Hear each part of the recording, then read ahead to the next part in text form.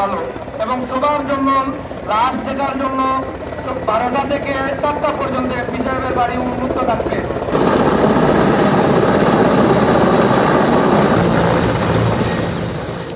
সিলেটের খ্যাতিমান ও ক্লিন ইমেজের রাজনীতিবিদ, সিলেট ৩ আসনের ৩ বারের সাংসদ মাহমুদুজ্জামান চৌধুরী কয়েস সবাইকে কাঁদিয়ে চলে যাওয়ার ১ বছর। গত বছরের ১১ মার্চ ঢাকার ইউনাইটেড হাসপাতালে চিকিৎসাধীন অবস্থায় তিনি চলে যান না ফেরার দেশে। মরণঘাতী ভাইরাস করোনা তাকে কেড়ে নেয় প্রিয়জনদের কাছ থেকে। মৃত্যুকালে তার বয়স হয়েছিল ৬৬ বছর। গত বছরের ১০ ফেব্রুয়ারি জাতীয় সংসদ ভবন প্রাঙ্গণে টিকা নেন মাহমুদুজ্জামান চৌধুরী। তারপর শারীরিক কোনো পার্শ্ব প্রতিক্রিয়া ছিল না, তবে টিকা নেয়ার ২ সপ্তাহ পর তিনি অসুস্থ হয়ে পড়েন। ৭ মার্চ সিলেট থেকে তাকে ঢাকায় নিয়ে যাওয়া হয়। বিমানবন্দর থেকে সরাসরি হাসপাতালে ভর্তি করা হয় তাকে। ওই দিন রাতে ঢাকার ইউনাইটেড হাসপাতালে ভর্তি করা হয়। পরদিন সকালে করোনা পরীক্ষার জন্য নমুনা দেন তিনি। বিকালে তার ফলাফল আসে পজিটিভ। এরপর তার শারীরিক অবস্থার অবনতি হয়, ভেন্টিলেশনে নেওয়া হয়। সেখানেই চিকিৎসাধীন অবস্থায় ১১ মার্চ বেলা ২টা ৪০ মিনিটে শেষ নিঃশ্বাস ত্যাগ করেন মাহমুদুজ্জামান চৌধুরী। তার মৃত্যুর খবর ছড়িয়ে পড়ার সঙ্গে সঙ্গে পুরো সিলেটে শোকের ছায়া নেমে আসে। তার দীর্ঘ জীবনের রাজনৈতিক সহযোদ্ধা, সুহৃদ স্বজন সহ দল মত নির্বিশেষে মানুষজন ছুটে যান ফেঞ্চুগঞ্জস্থ তার নূরপুরের গ্রামের বাড়িতে। মাহমুদুজ্জামান চৌধুরী কয়েসের মরদেহ মৃত্যুর পরদিন ঢাকা থেকে ১২ মার্চ দুপুরে গ্রামের বাড়িতে নিয়ে আসা হয়। ওই দিন সকাল থেকে বিভিন্ন স্থান থেকে এমপির এলাকায় মানুষের আগমন শুরু হয়। পরে বিকেল ৫:১৫টায় ফেঞ্চুগঞ্জের কাশিমালী উচ্চ বিদ্যালয় মাঠে লাখো মানুষের উপস্থিতিতে ফেঞ্চুগঞ্জের কাশিমালী উচ্চ বিদ্যালয়ের মাঠে মাহমুদুজ্জামান চৌধুরী কয়েসের জানাজা সম্পন্ন হয়। জানাজা শেষে বাড়ির সামনে পারিবারিক কবরস্থানে তাকে দাফন করা হয়। জানাজা ও দাফনের আগে দিনভর দলীয় নেতাকর্মী সহ বিভিন্ন শ্রেণী পেশার মানুষ মাহমুদুজ্জামানের মরদেহে শ্রদ্ধা নিবেদন করেন। এ সময় কান্নায় ভেঙে পড়েন সবাই। সেদিন সেখানে এক হৃদয় বিদারক দৃশ্যের অবতারণা হয়। ১৯৫৫ সালের ৩ জানুয়ারি ফেঞ্চুগঞ্জে জন্ম নেওয়া মাহমুদুজ্জামান চৌধুরী ২০০৮ সালের ২৯ ডিসেম্বর অনুষ্ঠিত নবম জাতীয় সংসদ নির্বাচনে সিলেট ৩ আসন থেকে প্রথমবারের মতো সংসদ নির্বাচিত হন। এরপর দশম ও একাদশ জাতীয় সংসদ নির্বাচনে জয়লাভ করেন তিনি।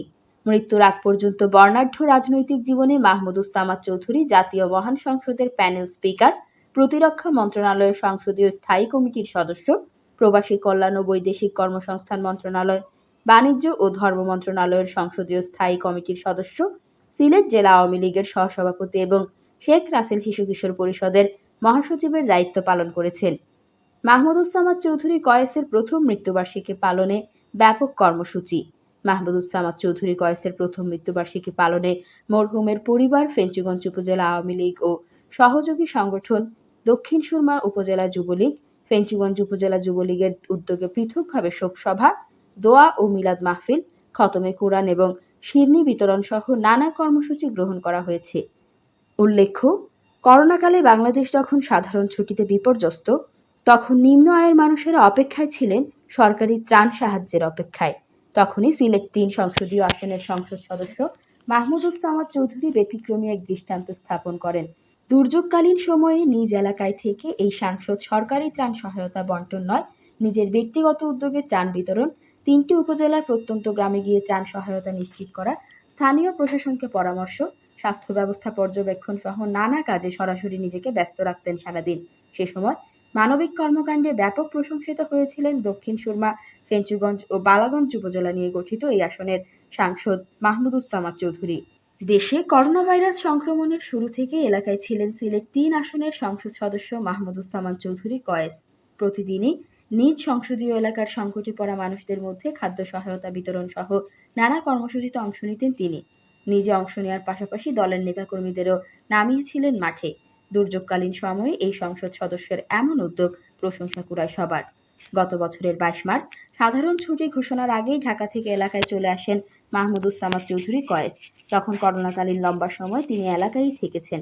প্রায় প্রতিদিনই বিভিন্ন কর্মসূচিতে অংশ নিতে দেখা গেছে এই সাংসদকে। দেশে করোনা ভাইরাস সংক্রমণ শুরু হওয়ার পর মাহমুদুজ্জামান চৌধুরী নিজ এলাকার জনগণকে সচেতন করতে প্রচার অভিযানও শুরু করেন। এ সময় করণীয় নির্ধারণে স্থানীয় প্রশাসনের সাথে একাধিক বৈঠক করেন তিনি। লকডাউন ঘোষণার পর বিপাকে পড়া মানুষদের জন্য খাদ্য সহায়তা প্রদান করেন তিনি। এছাড়া ধান কাটার মৌসুমে নিজ এলাকার ছাত্রলীগের নেতাকর্মীদের ধান কাটতে মাঠে নামিয়েছিলেন তিনি। নিজেও অংশ নিয়েছিলেন ধান কাটায়। রমজান মাস শুরু হওয়ার পর অসহায় মানুষের বাড়ি বাড়ি ইফতার সামগ্রীও পৌঁছে দিয়েছেন মাহমুদুস সামাদ চৌধুরী কয়েস।